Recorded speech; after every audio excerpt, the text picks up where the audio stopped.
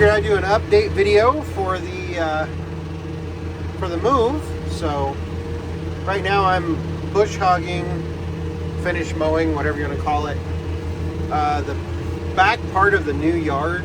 I don't know, it's probably a little over an acre here that was reclaimed from that type stuff late last year, early this year. It's not very smooth. It probably needs to all be ripped up and redone, but I don't have time to do that now. That might be a project. I don't even know if it'll be a project next year, but it'll eventually be a project. Gives the 4066 a good job. I am using the Bush Hog RDTH 84. So basically it's an 84-inch rotary finish mower. I guess that's what you would call it. It's not a bush hog per se, or a brush cutter. It is a finish mower of sorts. So you can't necessarily willy-nilly go off in that. I've taken it in there a couple times just to see what I'm working with, but just trying to keep it mowed a little bit before the weeds overtake it. And but the move's going well. Slowly emptying out the buildings and everything. That is the new shop right there, and that's it's 30 by 40, and then it's underneath that other building. That there's a basement under that other building right there that will house a lot of the stuff that's in the old shop. And then up over the hill here is where the new shop will be. Hopefully they get the dirt work started on that in the next 2 weeks. I talked to Morton, and I guess it was a week ago Tuesday, so a week ago today, so 7 days ago. I talked to them, and site contractor came out and looked at our plan for the site. They're going to try to get here in the next week and a half, 2 weeks. Supposedly the posts arrive sometime shortly after that. I believe September 11th, something along those lines. All total, they're going to pour, I believe, about 5,700 square feet of concrete sometime shortly after that, and get the posts set and everything.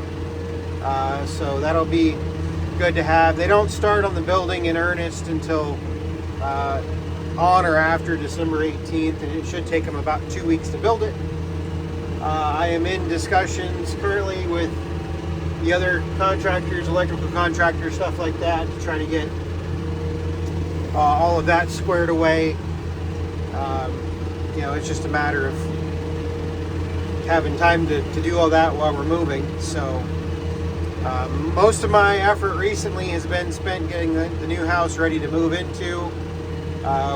We did not, but we hired a painter to paint the inside, and we've spent a lot of time cleaning and everything. I think the previous owners of the house, they only lived here 3 years, and I don't think they did the best job cleaning it. It was really dirty. So, but there's the back of the new house right there. So you can kind of see why the house is absolutely gorgeous. We really love it. Through the dirty windows of the 4066. Hauling the 4066 back and forth between the two places, there are all kinds of bugs on my windshield because I've been doing a lot of it at night. The Diamond C is performing really well. I do have some warranty work on the Diamond C that I need to attend to. I actually knew about this back in June, but I haven't had any time to deal with it since we started moving and everything. But basically, the toolbox is one of the welds on the toolbox is broken.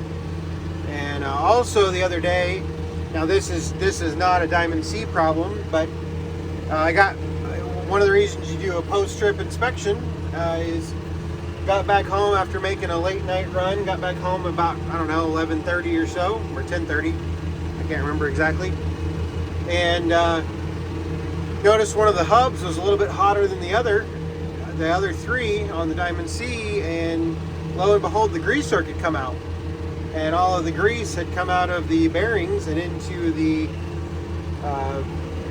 into the hub housing more or less, and so that's why it was a little bit warmer. The grease zerk basically just got stuck in the cap. Pulled the cap off, put the grease zerk back in, and it was fine the next day. I checked on it again the other day and it was fine. So that's not a Diamond C problem. That's just a maintenance problem to me. I know it was there when I bought it because I inspected all four grease zerks to make sure there was enough grease in all the hubs. So it was there when I picked it up. Not a problem. But I will have to say the Diamond C was really, really good about contacting me about the warranty stuff for the toolbox. They basically said they'll pay for the repair since there's no dealer around here, and then they'll send me some paint. I just haven't had time to. I called a welding shop. They were about 6 weeks out for a project like that, you know, not pressing or anything. So one of those deals that not a big rush on it. It's fine the way it is. It just needs to be fixed before it gets any bigger. So, but overall, move is going well. We're slowly getting everything done. You can kind of tell maybe one of the reasons we bought this house was for the sunsets. The views are absolutely gorgeous, and I'll do a walk around at some point in the future. Just haven't had a whole lot of time to do that thus far. But I'm gonna sit here and keep mowing, and hopefully here in about the next 3 weeks, life will slow down in terms of moving, and I can get to some of the projects that I have. We're gonna have an auction for, and I think I've alluded to this in other videos. We're gonna have an auction sometime in late October. And we are going to sell a bunch of stuff. Not anything rare or anything like that, but we're gonna trim the fat a little bit and try to get rid of a bunch of stuff. So I'll put some. If you're interested, shoot me an email for the details and stuff like that. I know a couple of you that are local to South Dakota have emailed me and talked to me about some of the equipment that will go in the auction. So. And I think I've already contacted you, at least the ones that have emailed me. But yeah, that is about all the update I have. If you have questions, comments, leave them below. I'm going to sit here and keep doing these do-rounds and finish mowing this little section. Got to mow the rest of the yard. We've actually had some, well, that's something I could talk about. We've had some terrible heat here for us. This morning got up and it was already 80 degrees at 6:30. Reminds me of when I lived in Alabama for 7 years, and you walk out the door and you sweat in the 20 feet from your car to from the house to the car.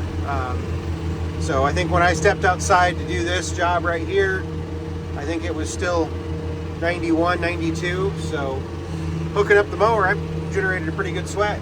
But hopefully it breaks the next couple days and we can move on. But anyway, thanks for watching.